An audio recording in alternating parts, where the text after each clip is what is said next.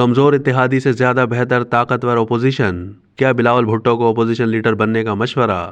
Chairman Peoples Party Bilawal Bhutto کو ان کے مشیروں کی حیثیت رکھنے والے پارٹی کے ایک سے زیادہ رفقا نے یہ تجویز کیا ہے کہ ایک کمزور اتحادی سے زیادہ بہتر طاقتور اپوزیشن ہے، اس لیے خدشات اور تحفظات کے ساتھ حکومت کا حصہ بننے کے بجائے ہمارا اپوزیشن میں بیٹھنا بہتر ہوگا۔ پیپلز پارٹی کی CEC کا اہم اجلاس آج اسلام آباد میں ہوگا۔ زرداری اور بلاول مشترکہ صدارت کریں گے۔ اس تجویز کے بڑے حامی قومی اسمبلی کے سابق ڈپٹی اسپیکر کے سیکرٹری اطلاعات فیصل کریم کنڈی، جبکہ اس تجویز کی حمایت میں پارٹی کے بعض ارکان نے ایکس پر پوسٹیں بھی کی ہیں۔ امکانی طور پر پارٹی کے سینئر رہنماؤں کی یہ تجویز ہونے والے سینٹرل ایگزیکٹو کمیٹی کے اجلاس میں بھی موضوع بحث بن سکتی ہے۔ ملک میں حالیہ نتائج سامنے آنے کے بعد مسلم لیگ نون کے قائدین اور دیگر سیاسی رہنماؤں سے رابطوں کی روشنی میں پارٹی رہنماؤں سے مشاورت اور اہم فیصلوں پر انہیں اعتماد میں لینے کے لیے پیپلز پارٹی مرکزی عاملہ کا اجلاس آج پیر اسلام آباد میں طلب کر لیا ہے۔ زرداری ہاؤس میں ہونے والے اس اجلاس کی صدارت پارٹی کے چیئرمین بلاول بھٹو اور شریک چیئرمین آصف علی زرداری